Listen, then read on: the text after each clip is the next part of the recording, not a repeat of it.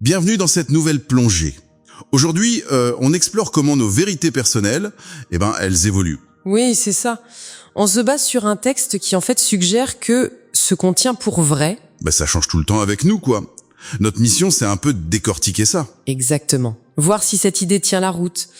La vérité, plus comme une rivière qu'un rocher figé. Voilà. Alors, l'idée de départ, elle est assez forte, je trouve. Ah oui?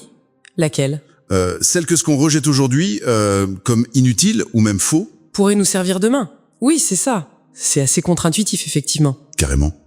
Comme si notre conscience, en s'élargissant, intégrait de nouvelles choses. Et ces nouvelles vérités, elles ne rendent pas les anciennes fausses, mais... Juste incomplètes peut-être, ou obsolètes vues sous un nouveau jour. C'est un peu l'idée, oui. Bon, alors, creusons un peu ça. Un concept qui m'a marqué, c'est l'intégration des opposés. Ah oui, ça c'est central dans le texte. L'idée que, en évoluant, on verrait les contraires, le vrai, le faux, le bon, le mauvais. Non plus comme des ennemis jurés, mais... Comme des facettes complémentaires. Deux côtés d'une même pièce, en quelque sorte. Tout à fait. Et que les conflits naîtraient justement de cette vision très dualiste, très séparée. Ça vous parle, ça? Dans une expérience plus large. Ben oui, c'est fascinant. Ça suggère que notre propre développement nous pousse à trouver une utilité, une leçon. Même dans ce qui nous dérange ou nous oppose. Exactement. Ça bouscule un peu notre réflexe de tout de suite catégoriser, de juger. C'est vrai. Si quelqu'un nous agace, par exemple, l'approche ici, c'est pas de dire « Ah, c'est une mauvaise personne ». Non, plutôt de se demander. Ouais. Qu'est-ce que ça touche en moi? Pourquoi ça me dérange? Quelle est la leçon pour moi, là? C'est un retournement, en fait. On regarde vers soi. C'est ça. Un miroir, quelque part. Et ça nous amène direct à l'importance de relativiser. Ah bah oui.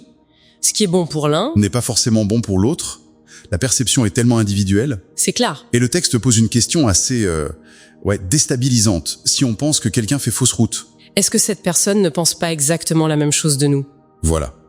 Alors qui a raison, au final? Bonne question. Et ça touche à la conviction, je crois. Comment ça? Une idée forte du texte, c'est que ce besoin intense parfois de convaincre les autres... Que notre chemin est le bon, ça pourrait cacher une certaine fragilité dans nos propres certitudes, en fait. Ah, intéressant. Comme si on cherchait une validation extérieure. C'est un peu ça. Une paix intérieure, une vraie conviction profonde n'aurait pas ce besoin criant d'être validé par tout le monde. D'accord. Et si on regarde ça de plus haut, la diversité des chemins, des vérités personnelles... Elle devient une richesse, pas une erreur. Exactement. Chaque chemin correspond peut-être juste à un niveau de conscience, de compréhension différent. Et là où ça devient pour moi vraiment passionnant, c'est le rôle de la différence. Qu'est-ce qui est dit là-dessus? Que c'est elle, la différence, qui serait le moteur de l'évolution. Le semblable, le bon, ça rassure, ok. Oui, on est dans notre zone de confort. Mais c'est la confrontation à ce qui est différent, à l'inconnu. Qui nous pousse à grandir, à élargir notre cadre de pensée. C'est ça. Il y a aussi cette notion qu'il n'y a pas vraiment de hasard. Ah, la question du hasard. Oui, plutôt des lois universelles, des principes de cause à effet qu'on ne comprend pas toujours. Et qui font qu'on se retrouve toujours au bon endroit, au bon moment pour apprendre ce qu'on a besoin d'apprendre. C'est une lecture possible des événements, même difficiles. Oui, les voir comme des opportunités d'apprentissage plutôt que comme des punitions ou des erreurs cosmiques. Et face à toutes les infos, les idées nouvelles qu'on reçoit. Oui, ce flux constant. L'approche proposée est Pragmatique. très simple au fond. C'est-à-dire? Plutôt que de se demander « est-ce que cette idée est la vérité absolue ?» on se demanderait « Est-ce que cette idée m'est utile, là, maintenant, pour mon propre cheminement? D'accord. Utile pour avancer. c'est ça ?»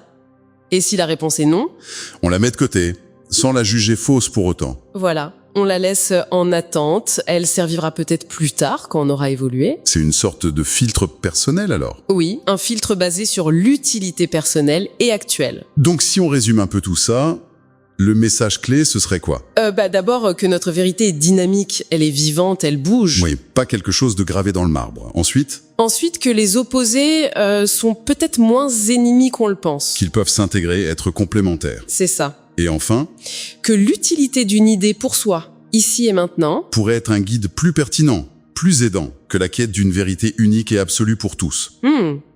c'est une perspective assez libératrice quelque part. Hein. Tout à fait. Et pour finir, peut-être qu'une petite question pour la réflexion. Oui, j'aime bien ça. Si on adoptait vraiment cette posture, mettre l'utilité personnelle avant la vérité universelle. Qu'est-ce que ça changerait? Oui, comment ça transformerait notre manière de vivre les désaccords, d'entrer en débat, ou même d'apprendre des choses qui nous bousculent au départ. Bonne question. Ça laisse matière à penser, effectivement. Merci pour cette plongée. Merci à vous, c'était passionnant.